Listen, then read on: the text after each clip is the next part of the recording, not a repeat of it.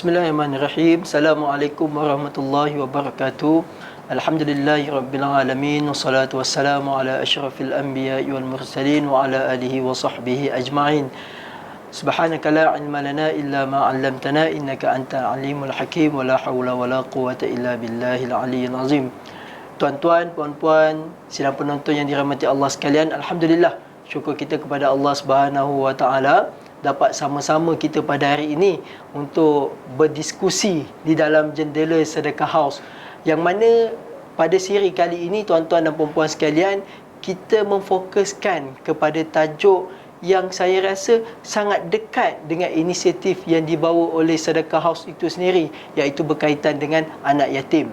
Tuan-tuan sidang penonton yang dirahmati Allah sekalian, untuk pengetahuan tuan-tuan dan puan-puan sekalian, pada 27 Mei yang lalu, Sedekah House Bank Islam telah melancarkan satu tabung dana anak yatim Sedekah House, yang mana dengan dana ini kita menyasarkan pada tahun 2040, kita menyasarkan dengan keuangan dana kekal sebanyak 1 bilion, yang mana dengan dana ini akan memberi manfaat secara terus kepada anak-anak yatim di dalam Malaysia ini. Dan tuan-tuan dan puan-puan sekalian, kita juga telah menjalankan kerjasama bersama dengan 3 rakan pelaksana kami. Dan pada hari ini kita sangat bertuah. Kerana apa? Kerana ahli panel jemputan kita pada hari ini datangnya daripada salah satu rakan pelaksana kita, iaitu yang berbahagia Datuk Abdul Rahim bin Hassan, yang merupakan Ketua Pegawai Eksekutif Yayasan Wakaf Pendidikan Anak Yatim atau Miskin Malaysia Yawatim. Assalamualaikum Datuk. Apa khabar Datuk? Waalaikumsalam warahmatullahi wabarakatuh. Apa khabar Datuk? Sihat baik, Datuk? Alhamdulillah baik. Alhamdulillah, sihat. Kami mengalu-alukan kedatangan Datuk pada hari ini, dan kami sangat bertuah dapat bersama-sama dengan Datuk pada hari ini di dalam siri Jendela Sedekah House. Jadi Datuk, seperti mana yang saya sebutkan sebentar tadi, siri kita pada kali ini kita memfokuskan kepada tajuk berkenaan dengan anak yatim, yang mana pada hari ini merupakan kesinambungan dan sambungan daripada siri yang sebelum ini, yang mana kita memfokuskan kepada 3 fasa perjalanan anak-anak yatim di Malaysia ini. Dan pada hari ini kita masuk ke fasa kedua, dan tajuk kita fokus pada hari ini adalah berkenaan anak yatim, tanggungjawab siapa. Jadi Datuk, saya sebagai moderator, kita tak nak bercakap panjang. Jadi seperti mana yang kita sebutkan sebentar tadi, ya, rakan pelaksana ini memainkan peranan yang penting untuk merealisasikan agenda yang dibawa oleh Sedekah House itu berkenaan dengan anak yatim. Jadi salah satu rakan pelaksana kita adalah peyatim. Jadi Datuk, boleh tak Datuk ceritakan sedikit kepada kami berkenaan latar belakang peyatim itu sendiri, dan apa sebenarnya tanggungjawab peyatim ini terhadap rumah anak-anak yatim di Malaysia ini? Ya. Silakan Datuk. Baik, terima kasih. Peyatim atau nama panjangnya Pertubuhan Kebajikan Anak Yatim Malaysia. Peyatim, ringkasnya Peyatim. Peyatim telah kita tubuhkan pada bulan November tahun 1990. Bermakna sehingga kini peyatim dah berusia 32 tahun. Peyatim adalah pertubuhan yang menggabungkan 66 buah rumah pertubuhan yang menguruskan rumah anak yatim di seluruh Malaysia. Bermakna peyatim adalah badan yang sebagai badan penyelaras yang menggabungkan 66 buah pertubuhan yang menguruskan rumah anak yatim seluruh Malaysia. So jadi kita sekarang ni ada lebih kurang 72 buah rumah anak yatim seluruh negara, di mana yang di bawah jagaan kita pada masa ini adalah seramai hampir 4,000 orang anak-anak yatim, termasuk juga anak-anak miskin yang duduk di rumah-rumah anak yatim di bawah gabungan peyatim. So peyatim adalah merupakan pertubuhan yang menggabungkan pertubuhan gabungan seluruh Malaysia. Dan kalau kita tengok pertubuhan gabungan kita wujud awal lagi daripada peyatim, macam Pertubuhan Kebajikan Anak Yatim Terengganu. Dia ditubuhkan pada tahun 1980. Dia dah 42 tahun. Bermakna pertubuhan negeri tubuh dulu, lepas tu baru semua pertubuhan ni digabungkan di bawah Pertubuhan Kebajikan Anak Yatim Malaysia. Bermakna Peyatim ni adalah sebuah institusi pertubuhan yang yang menyeluruh, termasuk Sabah Sarawak. Kita ada rumah anak yatim kita di Sabah, di Sarawak, di seluruh Malaysia lah. Dia menaungi semua satu Malaysia. Menaungi pertubuhan yang bernaung di bawah kita. Ada juga pertubuhan yang tidak bernaung. Tapi kebanyakan pertubuhan ini mesti berdaftar dengan Jabatan Kebajikan Masyarakat. Macam tu. Jadi syarat utama dia tu mestilah kena yang rumah anak yatim yang legal lah Dato' Legal. InsyaAllah. Jadi apa peranan besar peyatim terhadap rumah-rumah anak yatim yang bernaung di bawah peyatim ni kita kena pastikan. Kita pastikan bahawasanya pengurusan rumah anak yatim ni ditadbir dengan betul. Masya-Allah. Ditadbir dengan betul. Kita bukan sahaja dari segi makan minum, dari segi tempat tinggal. Kita kena tengok keseluruhan keperluan anak yatim ini yang duduk dengan kita. Bermakna kita kena tengok dari segi keselamatan mereka, dari segi makan minum mereka, pakaian mereka, pendidikan mereka, riadah mereka. Jadi bermakna kalau dia duduk di rumah dia sendiri pun, inilah benda-benda yang family dia akan tengok. Jadi bila dia duduk dengan kita pun, penjaga pengurus rumah anak yatim ni akan jadi macam parent dia lah. Dah dia tak ada ayah. So jadi kita ada tiap-tiap rumah anak yatim, kita ada pengetua, kita ada warden, kita ada guru pembimbing, kita ada kaunselor. Bermakna mereka inilah akan jadi parent kepada anak yatim tu. Dah dia tak ada ayah. So sebab itulah pengurusan rumah anak yatim ni mesti ditadbirkan dengan cara yang betul, dengan dengan profesional, kita kata, kan. So kita anggapkan mereka ni adalah anak-anak kita yang kita kena didik bagaimana kita mendidik anak-anak kita di rumah kita. Begitulah di rumah anak yatim. Macam di kebanyakan rumah anak di semua rumah yatim, dia tak belajar di situ. Dia bersekolah di tempat lain. So kita tiap-tiap hari kena gunakan bas atau gunakan van hantar dia ke sekolah. Ambil dia dari sekolah. Masya-Allah. So ini berlaku dah lama dah benda ni, dan di rumah-rumah anak yatim. Subhanallah. Sebenarnya dalam kita sedar tak sedar, besar sebenarnya peranan yang dimainkan oleh peyatim ni sebenarnya Dato'. Bukan saja menjaga dia punya makanan, bukan saja menjaga dia punya rumah itu semata-mata, tapi seolah-olah menjaga macam mana kita membesarkan anak kita, macam itulah kita nak membesarkan anak-anak yatim ni. Datuk, bila Datuk cakap macam tu Datuk, kan, saya sebenarnya teringat yang peranan yang dilakukan oleh peyatim ini sebenarnya dia selari dengan apa yang dianjurkan di dalam agama kita. Kerana apa? Baginda sallallahu alaihi wasallam pernah bersabda dalam satu hadis, kafirul yatim lahu aw li ghairihi ana wa huwa kahataini fil jannah. Maknanya apa, Datuk? Maknanya Nabi sebut siapa yang menjaga anak yatim, yang mana anak yatim itu daripada keluarga mereka sendiri ataupun bukan daripada kalangan mereka, Nabi sebut, Nabi bersama dengan orang itu seumpama ini, dekat di dalam syurga.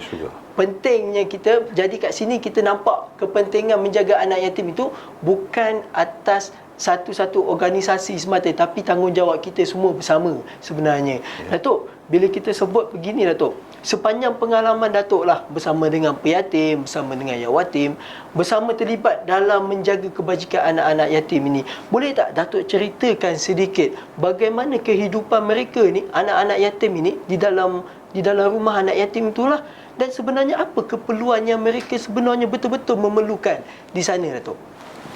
Dia, kalau kita tengok anak-anak yatim ni, saya pun menjadi yatim umur saya 3 tahun. Ayah saya meninggal dunia umur saya 3 tahun. Allah. Kan? Jadi saya pun anak yatim tegar daripada awal. Menjaga anak yatim ni, kita perlukan kesabaran yang tinggi. Kan? Oleh kerana bukan anak kita sendiri, kita nak jaga di rumah pun kita kena bersabar, tambahlah kita nak jaga anak orang. Anak-anak orang. Lepas tu bila kita jaga anak orang, kita tak boleh ingat sebagai anak orang. Macam anak kita juga. Pasal kita dah ambil tanggungjawab untuk menjaga mereka. Kita anak yatim ni yang duduk dengan kita ni daripada yang prasekolah lagi. Yang di peringkat kita kata taska. Yang di peringkat tadika. Ada yang masuk sekolah rendah, masuk duduk dengan kita, tahap dia di sekolah rendah. Ada yang di sekolah menengah. Dan selepas mereka lulus SPM, kalau nak masuk universiti pun masih lagi di bawah jagaan kita. Kita tak boleh lepaskan mereka macam tu. Sebab tu kalau kita tengok Peyatim ada universiti kita sendiri. Universiti Kolej Bestari adalah milik Pertubuhan Kebajikan Anak Yatim Malaysia. Kita ada Kolej Teknologi Bestari di bawah Peyatim. Kita ada Institut Kemahiran Bestari di bawah Peyatim. Bermakna institusi ni adalah tempat anak-anak yatim, tempat anak-anak kita melanjutkan pelajaran mereka ke peringkat yang lebih tinggi. Kalau dia tak nak masuk universiti, dia boleh masuk KTB, Kolej Teknologi Bestari, untuk dia nak buat program-program kemahiran, skill, TVET, program-program TVET. So jadi bermakna sebab itulah Peyatim punya tagline, kebajikan anak yatim, tanggungjawab bersama. Tanggungjawab bersama bermakna kita semua kena bertanggungjawab kepada anak yatim. Kalau ustaz tengok dalam surah Al-Maun pun, kan? Ara'aital ladzi yukazzibu biddin fadzalikal ladzi yad'ul yatim wa la yakhuddu 'ala ta'amil miskin fawailul lil musallin. Dia kata apa? Dia kata orang yang mendustakan agama. Serius tau. Mendustakan agama, orang yang mengherdik anak yatim atau tidak mengambil berat anak yatim, dan orang yang tidak memberi makan kepada orang-orang miskin, kan? Betul. Dan fawailul lil musallin bermakna celakalah orang-orang yang solat. Bila saya dengar ayat ni dibaca masa program Sadaqah House yang kita buat masa di hotel tu, betul. yang Profesor cakap tu kan, saya rasa benda ni sebab itulah kita terpaksa, bukan terpaksa, Al-Quran, Allah Ta'ala suruh kita ambil berat kepada anak yatim. Sebab tu apa yang Bank Islam buat adalah satu benda yang saya sangat kita sangat menghargai. Betul. Bank Islam ambil tanggungjawab untuk menyantuni anak-anak yatim ini, untuk mengambil berat kepada anak yatim. Dan benda ni semua orang mesti kena menyantuni anak yatim, ambil berat kepada anak yatim. Jangan tunggu masa bulan puasa je baru kita nak pergi cari anak yatim. Di sepanjang masa kita kena kita kena menyantuni mereka, ambil berat, ambil tahu. Satu lagi adalah berkenaan dengan dana. Kebanyakan rumah-rumah anak yatim ni, dia orang ni NGO, semua NGO. Jadi kekangan dana tu adalah dia menjejaskan pengurusan rumah-rumah anak yatim tu. Sungguh pun kerajaan bagi duit, bagi dana, tetapi dana tu terhad. Sebab itulah bila korporat macam Bank Islam ada dia punya dana orphan care, kan? Orphan care, dia panggil orphan fund. Jadi kalau semua orang bersikap macam Bank Islam, baguslah. Alhamdulillah. So sebab tu saya sangat kami sangat menghargai apa yang Bank Islam buat. Bermakna sama-sama membantu untuk raise fund untuk anak-anak yatim ni. Betul. Sebab tu bila Datuk sebut begitu, kita menjadi lazimnya di Malaysia ini, bila kita sebut berkenaan anak-anak yatim ataupun kita sebutkan pengurusan rumah anak yatim, kadang-kadang benda ni menjadi satu isu yang sensitif, betul Datuk? Ya. Sebab kadang-kadang kita takut ada elemen yang salah guna ataupun elemen mempergunakan anak-anak yatim ini. Sebab tu kita perlukan satu pengurusan dana yang sistematik, satu pengurusan dana yang telus. Jadi itulah yang dibawakan oleh Sadaqah House Bank Islam. Kita melancarkan dana anak yatim Sadaqah House ini dan kita mengajak kepada masyarakat umum untuk sama-sama membantu menyumbang ke dana ini, dan melalui kita punya rakan pelaksana ini kita akan memastikan dana-dana itu akan sampai terus kepada anak-anak yatim. Jadi Datuk, bila kita dah sebut berkenaan dana ni Datuk, kita seperti mana Datuk sebut, kita implement orang kata apa, rakan pelaksana lah. Rakan pelaksana ni, sebagai rakan pelaksana, kita menyalurkan dana kepada rakan pelaksana dan kita ada bagi dana kepada peyatim. Melalui dana itu Datuk, apa yang mampu peyatim lakukan Datuk untuk kita share kepada masyarakat semua dan membuka mata masyarakat pentingnya untuk masyarakat membantu anak-anak yatim melalui dana anak yatim sedekah haus ini Datuk. Sebelum tu saya ingin menekankan berkenaan dengan ketulusan dalam menguruskan dana ni, kan? Sedekah haus Bank Islam, dia membangunkan dana, dia menyalurkan dana kepada peyatim dan juga menyalurkan dana kepada pertubuhan-pertubuhan di bawah peyatim. Bermakna kami di peyatim ni, semua pertubuhan-pertubuhan yang bernaung di bawah peyatim mestilah telus dan berhemah di dalam menguruskan dana ini. Kalau tidak, berat tanggungjawab kita. Betul. Kan? Bukan kita dapat pahala, kita dapat dosa lagi besar. Bukan kata di akhirat, di dunia pun kita kena tanggung. Betul. Sebab itulah kita memberi penekanan kepada aspek ketelusan, aspek integriti. Kita mesti kena menguruskan dana ni dengan betul dan kita tidak boleh sekali-kali exploit anak-anak yatim ini. Kita gunakan anak yatim untuk dapat dana, lepas tu kita tidak menguruskan dana yang diberikan untuk anak yatim ni dengan betul. Sebab itulah elemen ini adalah penting, trust. Betul. Kan? Kalau katalah peyatim tidak menguruskan dana dengan betul, Bank Islam tak akan bagi dah.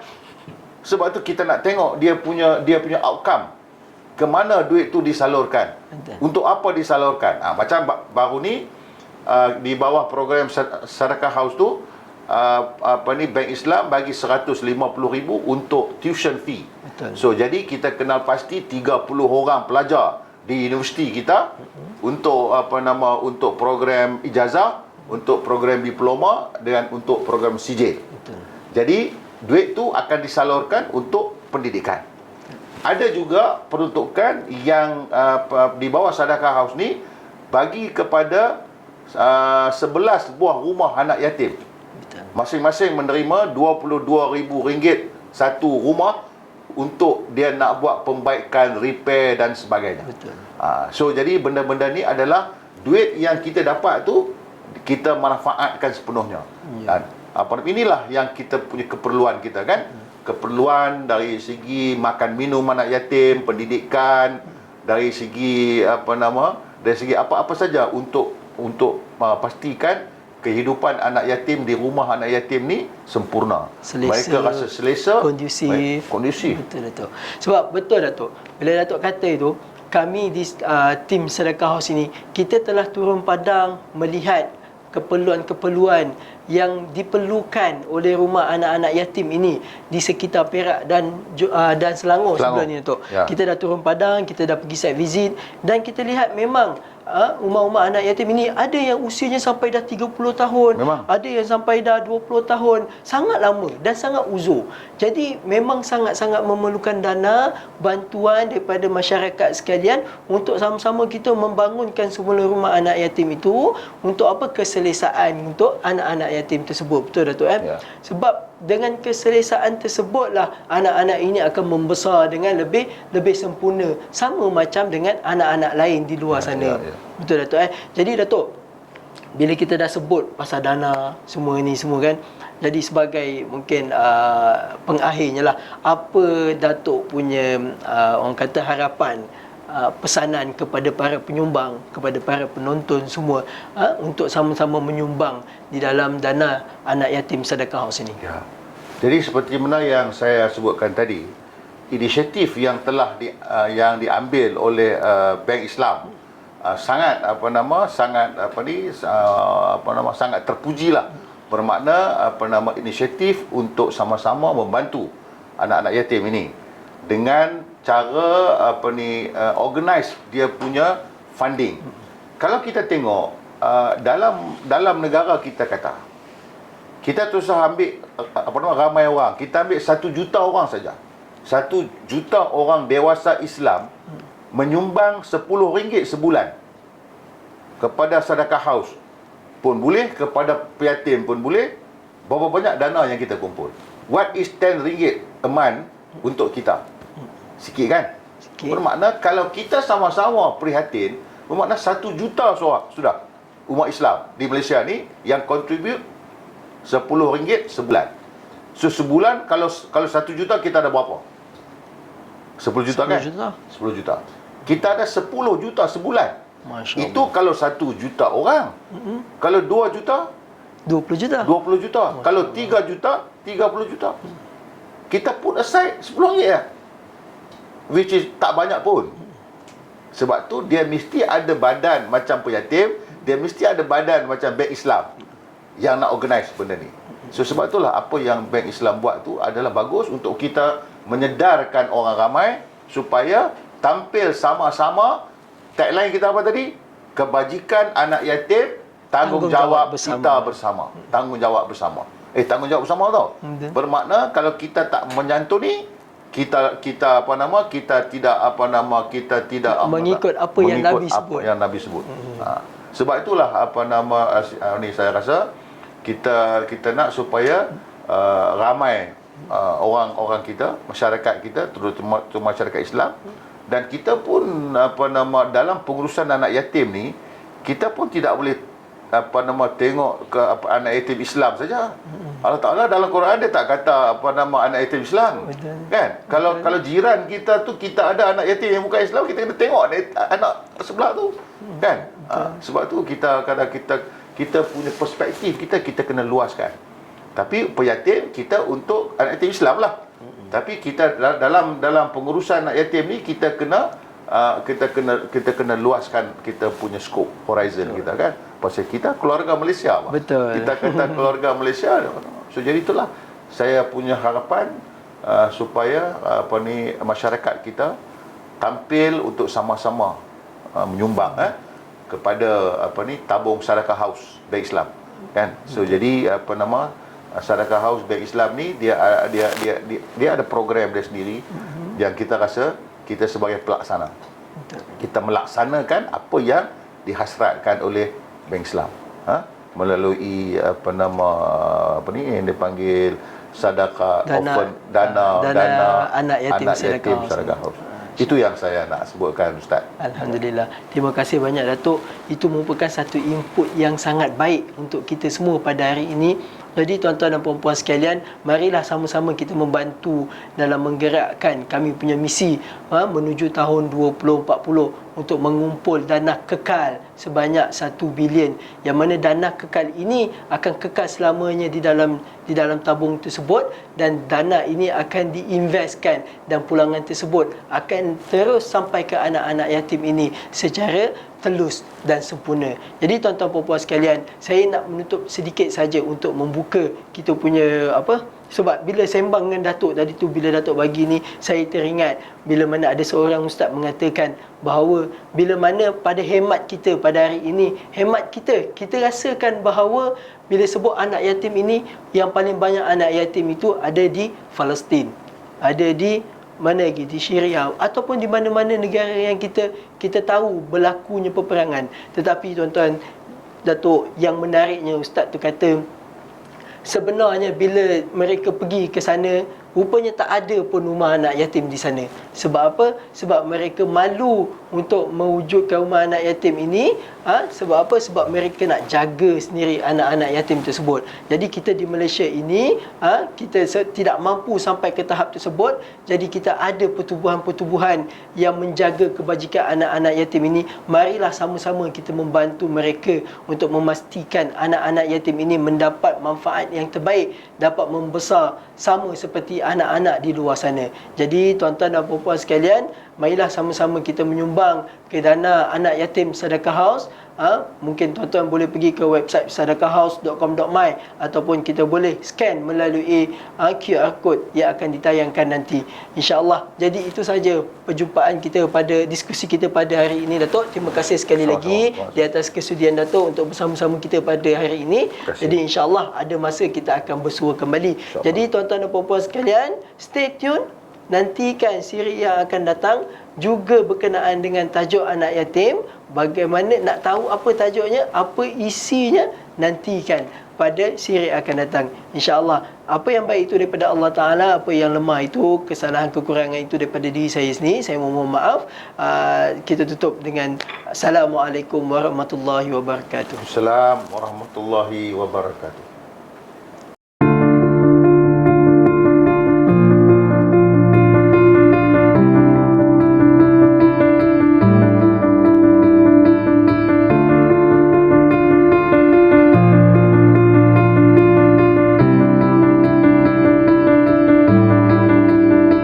Anak-anak ini tidak memilih untuk dilahirkan tanpa ibu, tanpa bapa atau kedua-duanya, maupun untuk kehilangan mereka sebelum meningkat usia dewasa.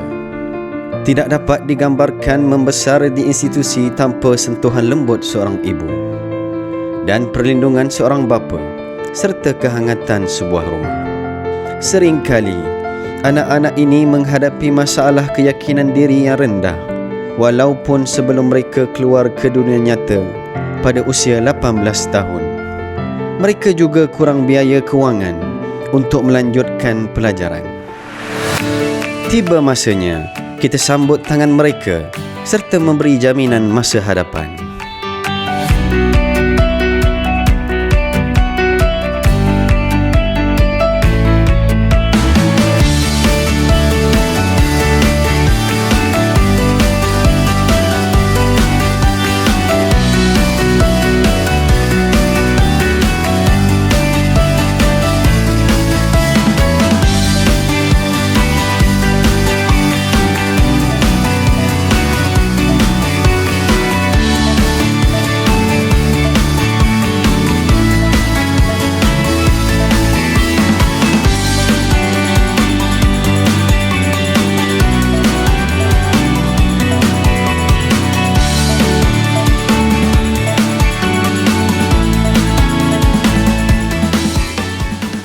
Daripada Abu Hurairah radhiyallahu anhu bahawa Nabi sallallahu alaihi wasallam bersabda, "Kafilul yatim lahu aw li ghairihi ana wa huwa kahataini fil jannah."